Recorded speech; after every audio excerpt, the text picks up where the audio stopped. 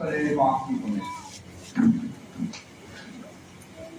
पूजनीय महाराज जी,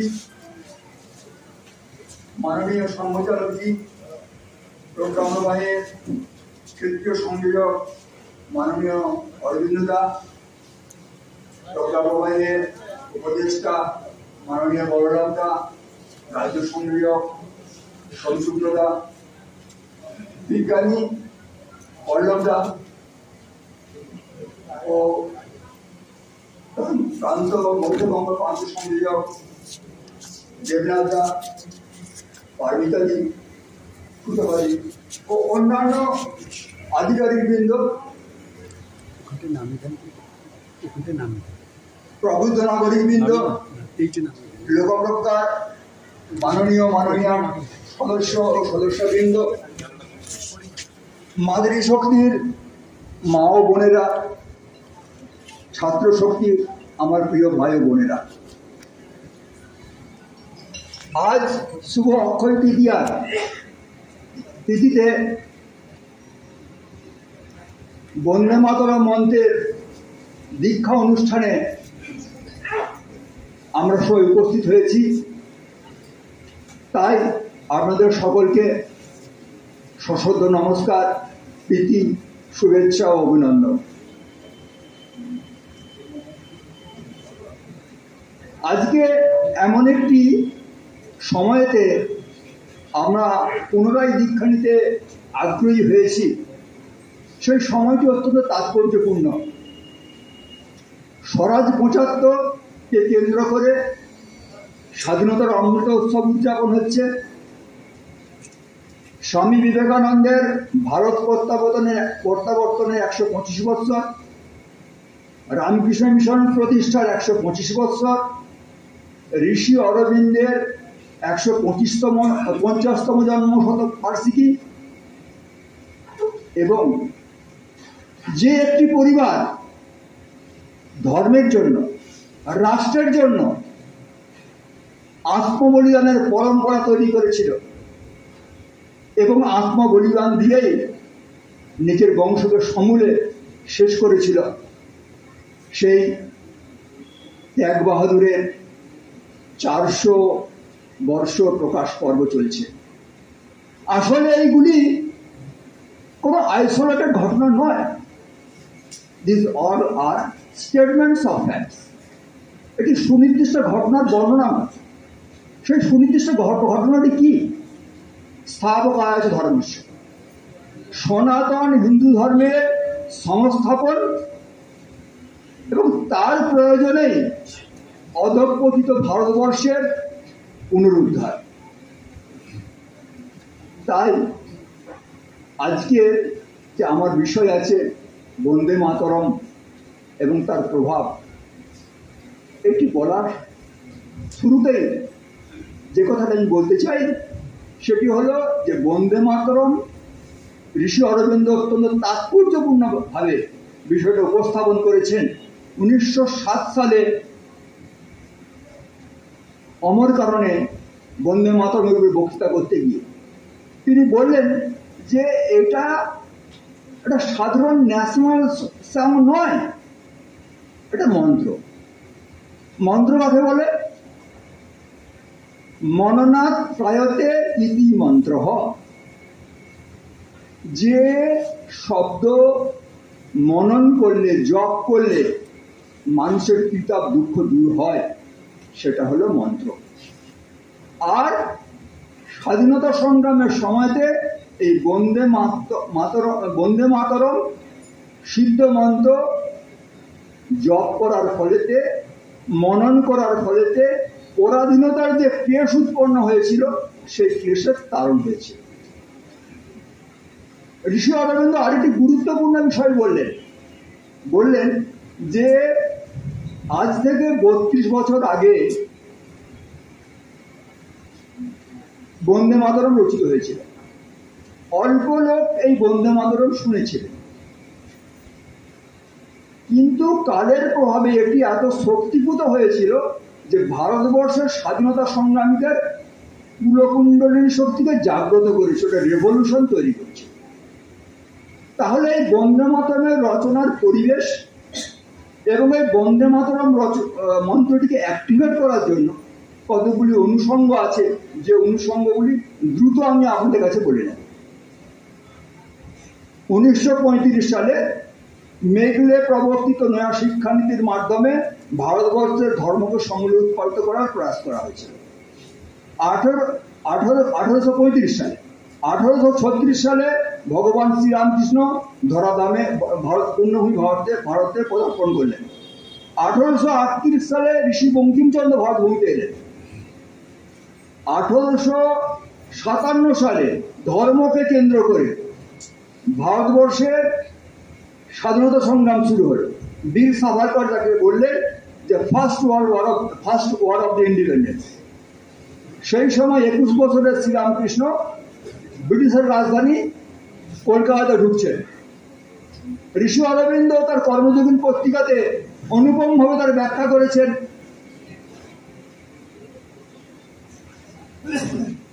while supreme colossal spiritual capacity and power, Sri Ramakrishna conquered the heaven of God like a storm. অতি অদ্ভুত, অতি বিশাল আধ্যাত্মিক শক্তি সম্পন্ন শ্রীরামকৃষ্ণ আধ্যাত্মিক সাম্রাজ্যে প্রবেশ করে সমস্ত আধ্যাত্মিক সম্পদ নিয়ে ভারত ভূমিতে ফিরে এলেন এবং সনাতন হিন্দু ধর্মের, প্রাচীন হিন্দু ধর্মের আধুনিক কলেবর হিসেবে উপস্থিত হলেন। 1875 সালে ঋষি বঙ্কিমচন্দ্র বন্দে মাতরম রচনা করলেন। 1884 সালে শ্রীরামকৃষ্ণ সকাশে বঙ্কিমচন্দ্র উপস্থিত হলেন। 1884 ডিসেম্বরের শেষের দিকে দেবী চৌধুরানী শ্রীরামকৃষ্ণ সকাশে পঠিত হল। শ্রীরামকৃষ্ণ তার প্রশংসা করলেন। পরে বলরাম বসু এবং প্রধানমন্ত্রী তার মাস্টারমশাইকে বঙ্কিমবাবুর কাছে পাঠানো হলো। তারপরে স্বামীজির বিশ্ববিজয়, ভারতের কলম্বো থেকে আলমোড়া পর্যন্ত তার যে অভিবাসন, তারপরে ভারতবর্ষে তার একটি আধ্যাত্মিক পরিবেশকে কেন্দ্র করে, ধর্ম স্থাপনাকে কেন্দ্র করে ভারতবর্ষের যে পুনরুদ্ধার, এটি সূচিত করে বন্দে মাতরম রচনা প্রেক্ষাপট। এবং তার অ্যাক্টিভেট হয়েছিল যে সমস্ত ঘটনাগুলির মধ্যে, তার মধ্যে স্বামীজির যে বিশ্ববিজয় এবং কলম্বো থেকে আলমোড়া পর্যন্ত যে অভিবাসন, তার ফলে ভারতবর্ষের স্বাধীনতা সংগ্রামীরা এক অনুভব লাভ করলো, এক শক্তিময় প্রেরণা পেল। সেই সময়কার ঐতিহাসিক স্বাধীনতা সংগ্রামী ডক্টর নরেন সরকার বলছেন যে স্বাধীনতা সংগ্রামীদের অস্ত্র ছিল ত্রিশূল। সেই ত্রিশূলের একটি ফলা ছিল বিবেকানন্দ, একটি ফলা বঙ্কিমচন্দ্র, আরেকটি হলো ভগবত গীতা। তারপরে কি হলো না, লক্ষ লক্ষ নরনারী এই বন্দে মাতরমকে ধরে আর অসহ্য যাতনা সহ্য করলেন। মাস্টারদা, সূর্য সেন, কানাইলাল, সত্যেন, ক্ষুদিরাম তারা এই বন্দে মাতরমকে আশ্রয় করে হাসি কাটে চলে গেলেন।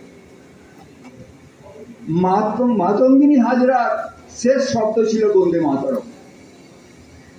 1905 সালে যখন বঙ্গভঙ্গ আন্দোলন শুরু হলো, সে বঙ্গভঙ্গ আন্দোলনের নির্ণায়ক অনুপ্রেরণা এবং শক্তি ছিল বন্দে মাতরম। একই সূত্রে বাঁধিয়া আছি সহস্রটি মন, একই কার্যে সঁপিয়া আছি সহস্র বিজন, বন্দে মাতরম বন্দে মাতরম। রণহুঙ্কার। ব্রিটিশরা স্তব্ধ হয়ে গেল, বন্দে মাতরম ব্যান করে দিল। যখন স্বাধীনতা সংগ্রামীদের মধ্যে রমজানের প্রেরণা, রমজানের উদ্দীপনা, জাতীয় কংগ্রেস 1896 কলকাতাতে যে তাদের অধিবেশন হলো, সেখানে স্বয়ং রবীন্দ্রনাথ এলেন এই বন্দে মাতরম গাওয়ার জন্য। তারপরে 1901 সালেতে দক্ষিণাঞ্জন সেন এই বন্দে মাতরম গেয়েছেন। ফলে বন্দে মাতরমকে কেন্দ্র করে সারা ভারতবর্ষে স্বাধীনতা সংগ্রাম যে রূপ পেল, যে শক্তি পেল, কেন? এর মধ্যে কি আছে যে কারণের জন্য এই বন্দে মাতরম এত প্রভাবী হল?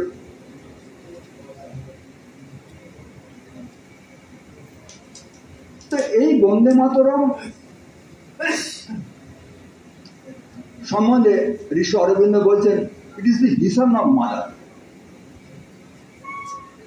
এই বন্দে মাতরমের আমরা যারা মন্ত্র জপ করি, অর্থ ভাবনাযুক্ত মন্ত্র জপ করি, ধ্যান সংযুক্ত হয়ে মন্ত্র জপ করি, তারা জানি যে আমাদের তিনটে পর্যায়ের মধ্যে দিয়ে অতিক্রম করতে হয়। প্রথম পর্যায়ে হলো রূপের ধ্যান, তারপরে হলো গুণের ধ্যান, তারপর হলো স্বরূপের ধ্যান। আর এই বন্দে মাতরমের মধ্যে আর এই তিনটি পর্যায় রয়েছে। প্রথম যে দুটি স্তবক, সেই দুটি স্তবকের মধ্যে রূপের ধ্যান রয়েছে। প্রকৃতি, আকাশ, বাতাস, শস্য সমস্ত কিছু নিয়ে ভারত মাতৃকার যে বহির্রূপ, সেই বহির্রূপটি প্রকটিত হয়েছে। তারপরে যেটি রয়েছে সেটি হলো চেতন সত্তা, সেটি হলো চেতন সত্তা। অর্থাৎ যে এই যে রূপের মধ্যে চেতন যে লীলা খেলা, যাকে এই মন্ত্রের মধ্যে বলেছেন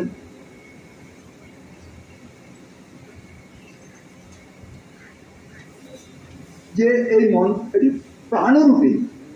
যেমন প্রাণ শক্তি সমস্ত ইন্দ্রিয়গুলিকে, সমস্ত অঙ্গগুলিকে নিয়ন্ত্রিত করে, সেরকম ধরনের এই রাষ্ট্রের যে চেতন সত্তা, সেটা এই জগদ্ধাত্রীর প্রাণ শক্তির দ্বারা নিরূপিত হয়েছে।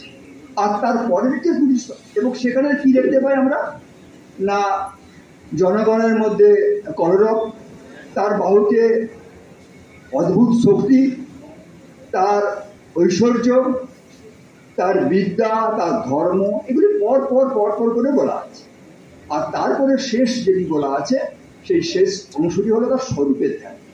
যে এগুলি বস্তুপক্ষে কি না, সেই যে ব্রহ্ম নায়িকা, সেই যে ব্রহ্ম শক্তি, সেই ব্রহ্ম শক্তি এই ভারতভূমি, ভারত রাষ্ট্রের আধারেতে আর এই শক্তি প্রবাহিত করেছেন সনাতন হিন্দু ধর্মকে রক্ষা করার জন্য এবং বিশ্বে মানবতা প্রতিষ্ঠা করার জন্য।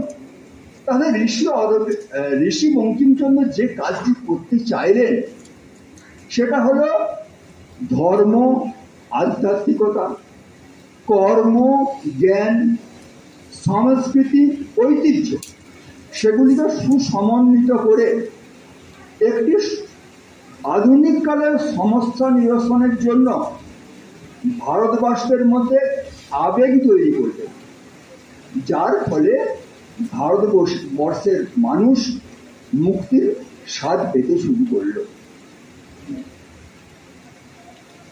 এই তো তার সমস্ত ইতিবাচক দিক। শুধু একটি দুঃখের দিক বলে আমি আজকে বিরাম নেব। সেটা হলো যে বন্দে মাতরমকে কেন্দ্র করে ভারতবর্ষের পুরো আধ্যাত্মিক শক্তি, নিরাপত্তাজনিত শক্তি, বৈদিকে প্রতিহত করার শক্তি জাগ্রত হয়েছিল, তার একটি অন্ধকার দিক আছে। 1923 সালে কাকিনাড়াতে যে কংগ্রেসের অধিবেশন হয়েছিল, সেই কংগ্রেসের অধিবেশনেতে বন্দে মাতরম গাওয়ার জন্য আনা হয়েছিল। সেই সময়কার সেরা সঙ্গীতজ্ঞ, সঙ্গীত বিশারদ বিডি পালুস্কার মাইকের দিকে হেঁটে যাচ্ছেন। ওই মঞ্চে যিনি সভাপতি উপস্থিত ছিলেন, তিনি রক্তচক্ষু করে বলছেন, আপনি এই মন্ত্র গাইবেন না, এটা ইসলাম ধর্মের বিরোধী। বিডি পালুস্কার বলছেন, আমি ওটা গাওয়ার জন্য এখানে এসেছি এবং পূর্ণ বন্দে মাতরম আমি গাইব।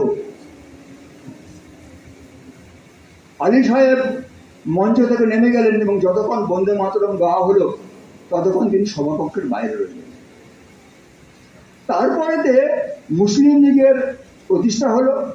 তারা চাইল যে এখানে দেবী দুর্গা দশপ্রহরণ ধারিণীর স্তুতি আছে, জগদ্ধাত্রীর স্তুতি আছে, এটা মুসলিম বিরোধী।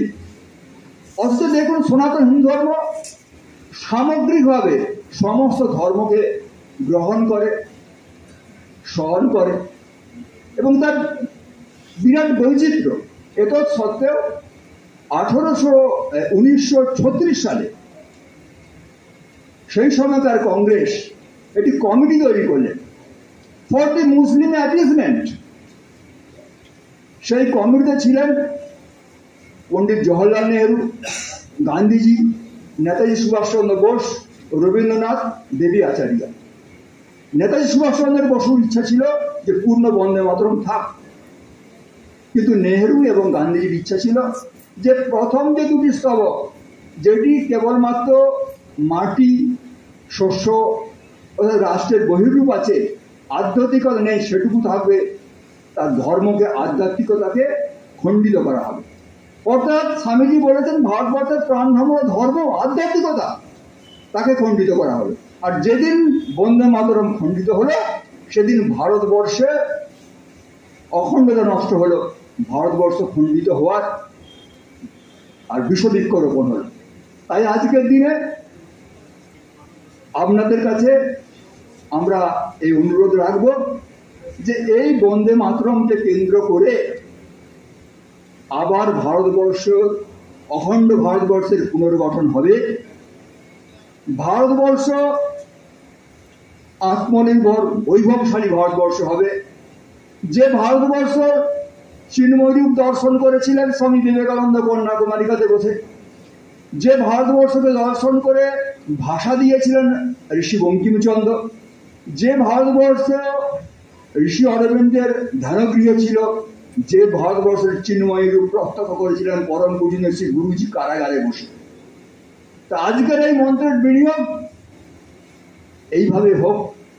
জাগছে প্রাণ, জাগছে গান, জাগছে সবার হৃদয়তলে, জাগছে আবার দেশের মানুষ সংহতি ওই মন্ত্র বলে, বন্দে মাতরম মন্ত্র বলে। ভারত মাতার জয় হোক। ওম শ্রী রামকৃষ্ণ সমর্পণমস্তু। পুস্তক উন্মোচনের আগে আমি দুটো পরিচয় করাচ্ছি। মনোরঞ্জন দা পেছনে আছেন? মনোরঞ্জন দা একবার সামনে আসুক। আরামবাগ মনোরঞ্জন হাজরা,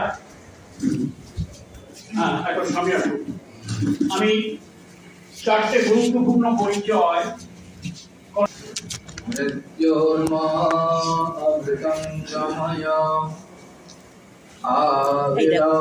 তোমরা এই লাইনটা বলো না, কেন বলো না?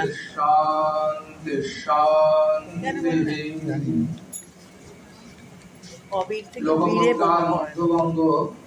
আয়োজিত অনুভব দর্শন সভাতে আজকে উপস্থিত মাননীয় বরেণ্য সমস্ত বিদগ্ধ বিদ্বান মানুষদের সশ্রদ্ধ অভিনন্দন জানাচ্ছি।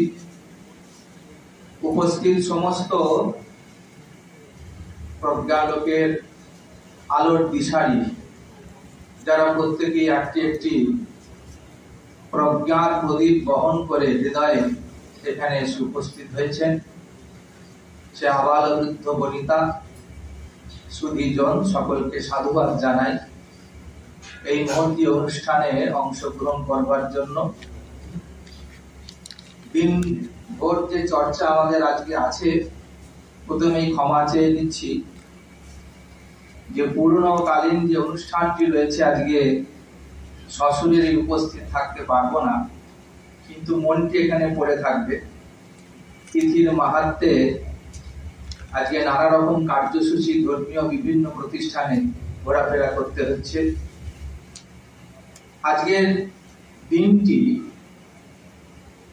বা তিথিটি, আমরা তো ভারতবাসী তিথিকে প্রাধান্য দিই দিনের থেকে। আজকের তিথি হচ্ছে অক্ষয় তৃতীয়া। বলা হচ্ছে সত্য যুগ আজকের দিনকে শুরু হয়েছিল। আমরা 4 যুগের কথা জানি, সত্য যুগ, তারপরে ত্রেতা যুগ, দাপর যুগ, কলি যুগ। সত্য যুগের শুরু হয়েছে আজকে শুভ অক্ষয় তৃতীয়া তিথিতে। ত্রেতা যুগের শুরু হয়েছিল জগদ্ধাত্রী পূজার যে পূর্ণ তিথি, সেই তিথিতে। দ্বাপর যুগে শুরু হয়েছিল ভাদ্র মাসে একটি তিথি আছে অঘর চতুর্দশী, সেই তিথিতে অর্থাৎ অমাবস্যার আগের দিন ভাদ্র মাসে যে অমাবস্যাটা আপনারা পালন করেন তারাপীঠে খুব আজকাল ছুটোছুটি হয়, তার ঠিক আগের দিন অঘর চতুর্দশী। আর কলিযুগে শুরু হয়েছিল মাঘী পূর্ণিমা তিথি।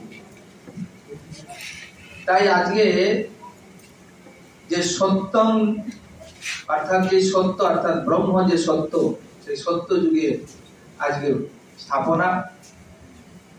ভারতবর্ষ যে যুগের যে সময়ের চর্চা আমরা এখানে এসেছি, সেই অগ্নিযুগের চর্চাতে যে চর্চার মূল প্রাণবিন্দু ছিল ভারতের সনাতন ধর্মের যে মূল অংশটি সর্বোপনিষদ গাব দগ্ধা গোপাল নন্দন, সমস্ত উপনিষদ, সমস্ত বেদ, সমস্ত পুরাণ, ভারতের সমস্ত আধ্যাত্মিক চেতনার পুঞ্জীভূত শক্তি মাত্র 67 শ্লোকে যে ভগবত গীতা, সেইটি ছিল ভারতবর্ষে। যে ত্রিশূলের কথা এখানে এলো, সেই ত্রিশূলের মধ্যে একটি ফলা ছিল কিন্তু ভারতবর্ষের যুগে যুগে আলোড়নকারী একটি গ্রন্থ। তাই প্রজ্ঞা লোকের, প্রজ্ঞা ভারতের সমস্ত প্রজ্ঞাবান ব্যক্তিদের বলবো, সমস্ত চর্চার সঙ্গে সঙ্গে গীতা চর্চা বাধ্যতামূলক করা হোক। কারণ কি, ভগবান বলছেন এই গীতাকে তিনি হৃদয়ে ধারণ করেছেন। অতএব ব্যক্তিগত চরিত্র সমাজকে তার পথ দেখাবে, কিন্তু সেই পথকে ধারণ করে রাখে যুগ যুগ ধরে প্রবাহিত করবার ক্ষমতা একমাত্র রয়েছে সেই গীতা, যাকে আদর্শ করে যুগে যুগে মহাপুরুষ তৈরি হন, যাকে আদর্শ করে যুগে যুগে ভারতবর্ষে তার ঐতিহ্যকে গঙ্গার প্রবাহের মতন প্রবাহিত করে নিয়ে চলে। ভারতবর্ষের জন্মভূমির কনসেপ্ট, ভারতবর্ষ একটা মাতৃভূমির যে বিচারধারা বৈদিক যুগ থেকেই আছে, সৃষ্টি থেকেই আছে। আমরা এই জগৎকে মাতৃ বলি, মাতা বলি। প্রভু শ্রী রামচন্দ্রজি যখন লঙ্কা বিজয় করলেন, তখন সেই লঙ্কেশ্বর কিন্তু ভগবান শ্রী রামচন্দ্রই ছিলেন। কারণ রাজাকে পরাস্ত করলে যিনি পরাস্ত করেন তিনি সেখানকার অধীশ্বর হন। কিন্তু একটা চরিত্র তিনি তৈরি করে দেখিয়ে দিলেন, মর্যাদা পুরুষোত্তম। তিনি বিভীষণকে সেখানে রাজা করে দিলেন। লক্ষণ বললেন যে দাদা, আমাদের ফিরে যাওয়ার কি দরকার, অপি স্বর্ণময়ী লঙ্কা, এখানে আমরা অবস্থান করি, বসবাস করি, ওখানে যেরকম ভালো আছে থাকুক না। প্রভু শ্রী রামচন্দ্র যে বললেন, অপি স্বর্ণময়ী লঙ্কা নমে লক্ষ্মণ রোচতে, জননী জন্মভূমিশ্চ স্বর্গাদ অভিগম্যসি। জননী জন্মভূমি স্বর্গের থেকেও বড়। অতএব যুগে যুগে মহাপুরুষরা এসেছেন, যুগে যুগে অবতার পুরুষরা এসেছেন, তারা জননী এবং জন্মভূমির গুরুত্বকে বুঝিয়েছেন, এবং সেই গুরুত্ব যুগে যুগে প্রাসঙ্গিক। যত আমরা এখান থেকে সরে যাব, ততই আমরা আমাদের জননী এবং জন্মভূমির প্রতি অবজ্ঞা করতে লাগবো। এবং জননীর প্রতি অবজ্ঞা যে নারী সমাজে কি দুর্বিষহ এবং নারী সমাজকে যে ভয়াবহ পরিস্থিতির দিকে নিয়ে যাচ্ছে, শুধুমাত্র জননী কনসেপ্টটাকে সরিয়ে দেওয়ার জন্য। তাই আন্দোলন গড়ে তুলতে হবে। ভারত ভূমিতে ভারতীয় বিচারধারায় যেভাবে আমাদের আগামী প্রজন্মের সন্তান সন্ততিদের গড়ে তুলতে পারি, তাদেরকে জননী এবং জন্মভূমির যে বিচারধারা তাদের অণুতে পরমাণুতে প্রবেশ করিয়ে দিতে পারি, তার জন্য